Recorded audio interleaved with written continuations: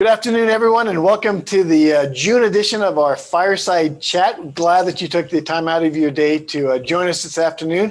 I'm joined by two amazing guests today. We have Dr. Susan Leach from the Jeffco School District, and she is their Chief Student Success Officer. So welcome, sure. Susan. Glad to have you. And then, of course, we've got our wonderful Executive Director, Pam Breyer, to join us. Hi, John. And so Hi, we're really glad to have everyone. We're going to have a great conversation today. And so a little bit of housekeeping just to keep you on board with us. In the chat field, there's an area for you to write. If you have any questions, as we're talking this afternoon and a question comes to mind, please write that in the chat box, and we'll try to get to as many of those questions as we possibly can this afternoon with our guests. If we're not able to get to your question, we're definitely going to send out an email after this is over, and we'll try to address all of those questions. So put your questions in the chat box, if you will. And then also just to kind of to let you know that the Action Center keeps very current on our COVID protocols. And so we're going to be following all of our COVID protocols. We're in a bigger room this afternoon. You notice we're not in our small studio. And so we're going without masks today so that you can hear us and hear our guests and all the answers that they have. And so without further ado, we're going to dive right into our first questions. So first question is for Dr. Leach. When we look at childhood hunger, and what does that look like within the Jeffco School District, and how is that a concern to the Jeffco School District? Yes, so food insecurity is really one of those more invisible things that we don't often see directly in students. What often happens is that we'll see a student who presents with a tummy ache or a headache, or they're tired. They're not performing well.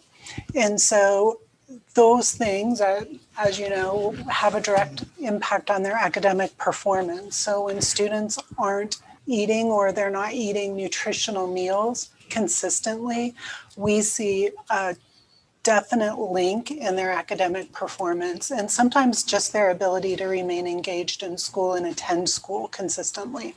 Yeah. So, I mean, how many, is there a lot of kids in Jeffco School that are struggling with this? You know, I think people would be surprised to learn that we have somewhere in the neighborhood of 40 schools in Jeffco where at least 50%, but up to 95% of the students in that school qualify for free and reduced lunch.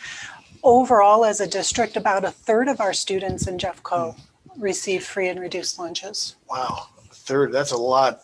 I'm not sure how many kids are in the school district, but that must be an awful lot. About 80,000. Wow, it's a big school district. A lot of kids going hungry. Absolutely. Without a doubt. Now, you know, the Action Center, we've been addressing hunger for 53 years here in the area. And so, Pam, how does this really fit into our strategic plans as far as addressing childhood hunger? Well, it absolutely fits perfectly with our mission at the Action Center to help families and kids in particular to have lives that are full and rich and stable, and allowing people to move forward in really positive ways. Without food security, it's so hard for anyone to think about what's next in their life, to think about broader goals beyond, where's my next meal coming from? So it's one of those basic needs. Housing and food are the two most essential things for anyone in our community in order to be able to feel whole and to be able to take their lives forward. So for the Action Center, this is an essential piece of our work, an essential part of our mission, feeding our community. So absolutely supporting the school district in feeding kids allows families to think about other things. If a parent is worried about how they're going to keep their child feeling nourished and feeling able to learn, then a parent can't focus on the other things a parent needs to focus on either. So these pieces are so important, and it's why we think we're a natural partner for Jeffco Schools in addressing this need. Right. It really seems to gel well with your position, which you might have to help me understand a little bit better. What is student success? But it seems like it really fits very well with creating student success. Maybe you can kind of talk a little bit how that connects. Sure. So the Student Success Division, the title itself, the Chief Student Success Officer was created about 5 years ago, and it was really to elevate the voice of the student at the cabinet level in the district.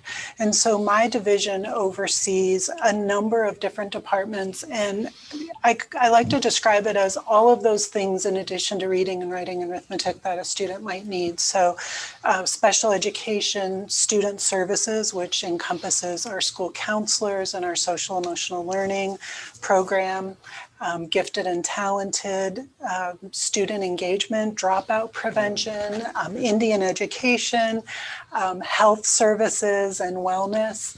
And I think I covered just about everything. Yeah. You get the idea. Right. Yeah, there's quite a bit to that for sure. And, again, with the Action Center, the way that we connect, and I think it also has an impact on homelessness as far as what those needs are. And maybe Pam, I know I'm kind of getting off script a little bit, but how does addressing, hunger, how does that tie into the homeless community or those that are experiencing homelessness or even those that we talked today a little bit in another meeting about the hidden homeless? That was kind of an interesting concept as well. Absolutely. Yeah, how does that all kind of tie into our mission and what we do for the community? Well, at the Action Center, we work really hard to prevent homelessness and to also serve those who are already experiencing homelessness. One of the ways that you can think about preventing homelessness is helping a family to meet all the other kinds of needs so that they do have the dollars needed to stay housed. So providing food resources, for example, or clothing resources or emergency bill pay to help families meet all of those additional costs can really then help the family to stay stabilized and to not fall into homelessness. Now, any student experiencing homelessness, and we know that's a huge problem in Jeffco as it is across the state, kids who are experiencing homelessness in addition to food insecurity, you can imagine how difficult it is for them to stay focused, to stay in school, and to keep achieving. Kids remarkably do it, but the odds are stacked against them when they have both of those things going for them. So at the Action Center, we're working really hard to keep families stable, to keep them from falling off of the tracks and falling into homelessness. It's just such a big problem when families go from being stably housed to suddenly not having that stability, and then things really begin to unravel for them. Yeah. So it's a huge piece of the puzzle. Absolutely. Now, looking back at the Jeffco School District, is there a vision that the district has for how they're going to address? This is not a small or an insignificant problem at all. And it's a pretty significant challenge. Does the district have some kind of a vision for how they're going to address this? Yes, I would say that we're really guided largely by the Jefferson County Community Health Improvement Plan. And they list specific strategies toward food insecurity. And so this work is driven largely through our Title I department in the district, but really working toward connecting families with federal nutrition programs, helping families access resources and food, educating families around where they can find food and nutritional options for food. And so that's kind of the work, that's the document that's driving the work in the district right now. It seems like this could also have some effect on students' mental health. I mean, does the district have mental health supports for their students, and what does that look like? Sure. So we have some different mechanisms for mental health supports. Our social emotional learning program, which is a fairly newer concept in education, social emotional learning. It's been around for a while, but it's kind of coming into its own right now. That's a more preventive approach. So we look at what are the behaviors that we know predict successful outcomes in children, and we're trying to instill those values before we see a problem. So very proactive in nature. And then we have more reactive services for those instances when a student is already struggling or something has happened. And so in the schools, we really focus on more solution-based interventions that are short-term in nature, but then we also work with community partners like Jefferson Center for Mental Health if a student or a family has a more intense need that might require a longer-term service. Yeah. Oh, so important. Yeah.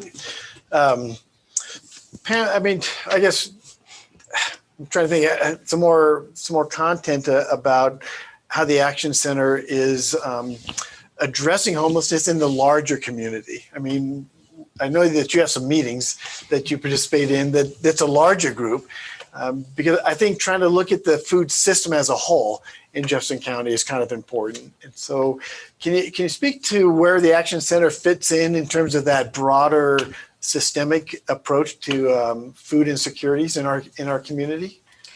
Well, that's a good question, John. You know, especially during COVID, we've been working really closely with other organizations across the county, with government entities, with public health, and trying to see the challenges and the solutions around food security from a more systemic lens. And so we've all been sharing, best practices, sharing resources, talking about the challenges we all face, and trying to find some solutions together. So organizations that are similarly situated to the Action Center face all kinds of challenges. One of the biggest challenges is just knowing where the resources are going to come from in terms of meeting the hunger needs in the community. During COVID, there have been a lot of extra financial resources coming from the government that has helped us to step up to the need.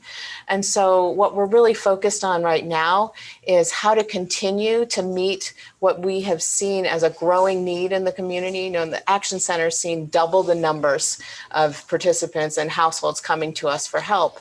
And we don't know if those additional dollars are going to sustain themselves. So systemically, I think all of us are looking for policy changes that allow some of these additional funds to keep coming from government entities, to continue to have some more flexibility with those dollars, because some of the barriers to our serving people with those dollars have been reduced during COVID. And so we're hoping some of those policy changes maybe will become more permanent so that it's easier to serve individuals. So people are less afraid to come and ask for help.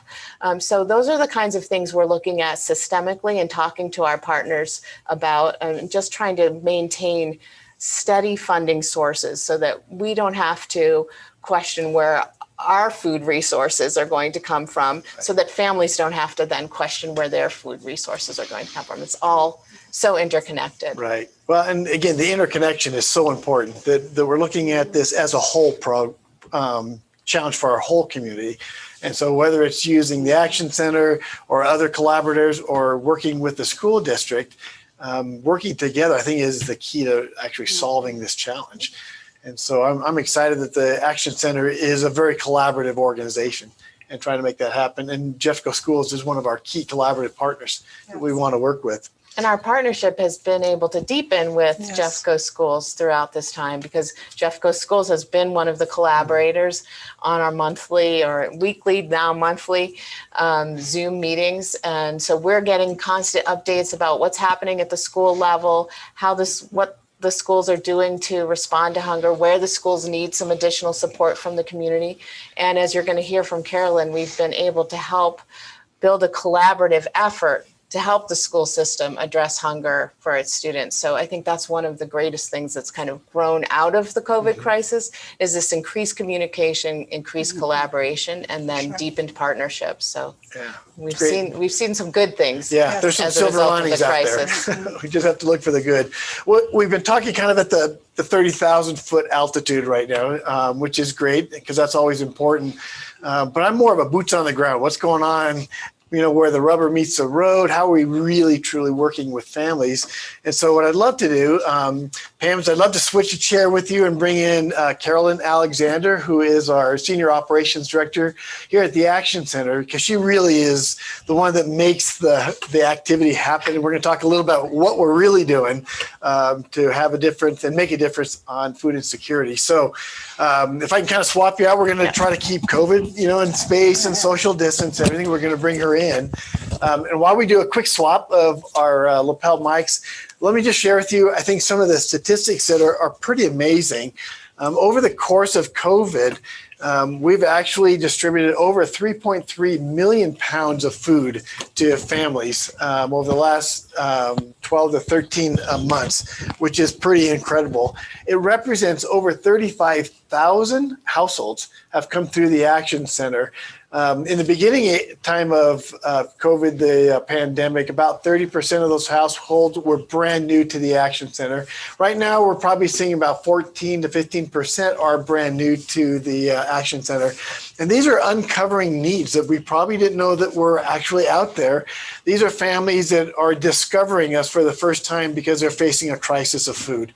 And so we're so thrilled that we've been able to meet that need. We're averaging about 124 or 25 households a day are coming through the Action Center's food program. So are you mic'd up? Test, test. I think so. Can we hear Carolyn? Good. All right. Well, welcome Fantastic. Carolyn to Thanks, the event here. I'm going to kind of work backwards again. Dr. Leach, one of the programs that we've just seen starting is the Jeffco Summer of Early Learning program. I'm not 100% knowledgeable about what that is, what it's designed to do as a program of the school district. So what is, we're going to call it JSEL, so it's easier to say. Yes. What is it? Yes. So we call it JSEL. And JSEL, as you said, stands for Jeffco Summer of Early Learning. And it's a program designed for struggling readers. And we identify struggling readers in Colorado with something called a READ plan that supported by the Department of Education. And this program is designed specifically to help students who are struggling with reading to enhance and improve their reading skills. And so they come in for about 6 weeks over the summertime to get some really intensive research-based instruction in reading. We have partnered with the Jeffco Community Foundation. They've been a great supporter and help fund that work, and it's been a successful research-based program. This year, we were able to actually double the number of sites that are offering the JSEL program so that we could make this available to more students around the county. Do we have an idea of how many students are participating in that program right now? I To put you should on have the spot. checked on that, but I I think think it's it's around I thought it was around 18, I think it's 15 to 1800. Yeah. The numbers I were was gonna jumping say around a little 2,000, bit, but so yeah, yeah. just under 2000. That's fabulous. So, Yes. so now, okay, that's education, reading. I get that. I Yes. understand it. So, Carolyn, how does food fit into all this? Well, a lot of those students are low income not everybody, because there's folks that struggle with reading from every social demographic, certainly. But a large number of them are lower income families and probably free and reduced lunch eligible. So the school foundation really on one of our collaborative calls challenged our collective food pantry group to try to do something to systemically throughout Jefferson County support over the summer those JSEL sites with some additional groceries for their family. There's 15. They're scattered throughout a very large county. And I have to admit that when Angela from the school foundation first challenged us with this, I was like, that's a lot of food. That's a lot of deliveries. And I have no idea how to do that. But Angela is a cheerleader and a general. Yes, she is. And she really did rally the troops. I want to give her a lot of credit for really putting the fire under it and really talking about the demand and the need in a way that, really gets people motivated. Right. So what are we giving them? I mean, what is it and what's it designed to do? Well, we are leveraging a known program at Food Bank of the Rockies. It's called Totes for Hope. And they have expanded that program so that it's not a huge amount of food, but it's a bag of a small 10 pounds or so of non-perishable foods. And then they're including some perishable items as well, some fruits and vegetables. So there's two bags. And then we're also purchasing food in addition to that. So we're providing eggs, some meat, cooking oil, some cheese, and other things that wouldn't traditionally be dropped off at a school to sit around for a few hours. So this is a highly coordinated, timed event for folks to show up at many different sites exactly at 11:30 when the students get out throughout the county. Right. So we're giving these out on Fridays.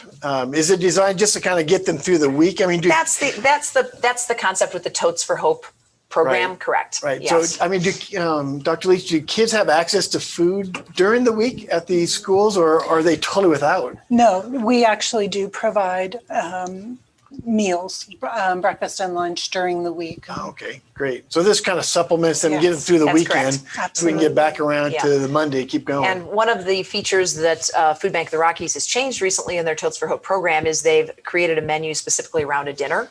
So they include a recipe card in there for the ingredients in the bag. So even though it's not a tremendous amount of food, it is very targeted to a couple of breakfasts, a couple of lunches, a dinner, and then we've added some additional supplemental proteins and more nutrition. Right. Well, and the Action Center, when we give out food, we try to be accommodating to the My Plate concept. So I'm assuming these bags are going to have That's right. as There's a little much, bit of everything. Yes, there's a little bit of everything. So we're not giving a weekend's worth of cupcakes. In fact, we're giving no cupcakes. Oh, no We have cupcakes. bread, although there's a lot of bread in this county, we have gone without doing bread, although today we did have tortillas. So, Okay. so we're being a little bit culturally responsive in some ways, but it's, yeah. So Right. Now, you mentioned Food Bank of the Rockies. Are there other collaborative partners that are involved in this? This is a pretty big project, it seems like. Well, yes, it's a lot of different players. So let me start from the top and then work on down because I have a cheat list. There's so many players. I was afraid I was going to forget somebody. So certainly the school district and the foundation were both very, very helpful. The district themselves actually contributed $25,000 in a grant. Wow. So we're buying some of that food. The Action Center had a challenge grant for food for kids as well, students, and that was 25. So the district came up with some money in addition to kind of coordinating in some of the communication within the district. So that's been great. And then as far as other community partners, Food Bank of the Rockies is where most of the food is coming from. Even the purchase food is coming from them. So I'm working with 3 different departments at Food Bank of the Rockies to get the truck to show up here on Friday with the right food on it. And then when the food is showing up on Fridays over to parking lot around the corner at a Methodist church, who is also a partner because they've let us use their parking lot for free. We have Integrated Family Services from South Jefferson County. It's an organization similar to the Action Center, but Englewood, and they service some of Jefferson County. There's a Waterstone Pantry that I had never heard of before a few months ago. They've stepped up. They're a church. They've taken one school. Be Golden out in Golden. The Lakewood Church of Christ has Foothills. Jeffco Eats is another organization that focuses on groceries at schools. They have 3 of the schools they've adopted. Benefits in Action is helping out with some additional volunteers. Lakewood Connects is out there with some volunteers. And Community Table, which is a similar organization to the Action Center, has taken 4 schools in North Jefferson County. So, wow. Yeah. Yeah. So there's a lot. I love the collaborativeness. I think that's just so cool to see a community come together. Yeah, and it doesn't address happen all that challenges. often. I think the fact that we've been talking and gotten to know each other, those relationships are really important. And you've got to trust that people are going to be there and that it's all going to come together. So they put a lot of trust in the Action Center, the other organizations, to make sure that the food was going to be there and it wasn't just a huge debacle or something. Right. But it's all been pretty smooth. There's definitely been learning, and we had no idea what numbers to start with. Yeah. So that's been interesting. Right. And we have a great group of volunteers that are packing these bags for us on Friday mornings. We do. We also have an Pretty exciting. AmeriCorps group. Oh, when very you good. ask about, partners, Yeah. we had an AmeriCorps group drop in about the same time as this JSL program started. So we have 7 active young adults working with us as well. Yeah. And I'm going to read over my list because I am afraid that Make sure I you may got have everybody forgotten in somebody. there. Yes. So That'd be ask the good. next question Well, and I'll check my yeah, cheat sheet here. Dr. Leach, I'll put you on the spot. I mean, Okay. just from a high level, what does this mean to the school district? And what does it mean to the families that are actually receiving this extra level of support? What does it mean to them? Yeah, it's an incredible support, and as I mentioned early on, that this definitely has a direct impact on student engagement, student learning, student attendance.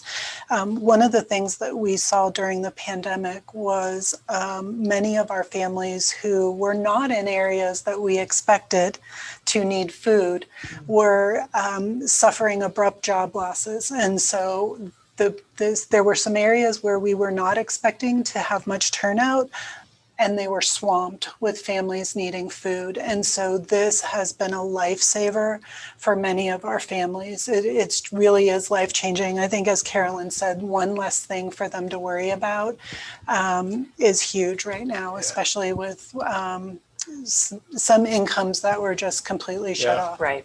I'm just walking around with my badge on, John, just in the community. I've had people stop me, like in a store or whatever, and just say, thank you very much. You know, you actually helped us with rental assistance, or I'm a single parent, and yada, yada.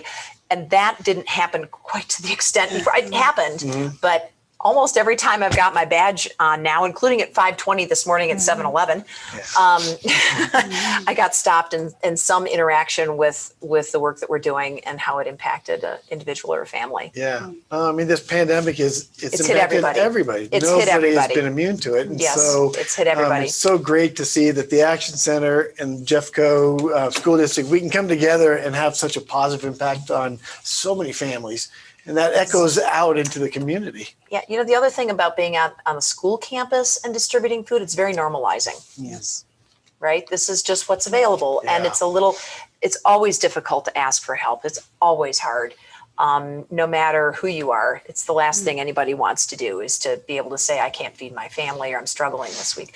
So it's a very normalizing thing. And I'm really proud that we have stepped up and have helped coordinate it, and all of our amazing partners have made this opportunity.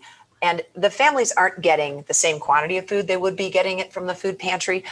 But I think that getting it at the schools and then going, gosh, it's okay to get help is also really, really important. It just normalizes it. And then hopefully when they do need help and they need more food, they can just find a local pantry, the Action Center, to come get additional resources. Great.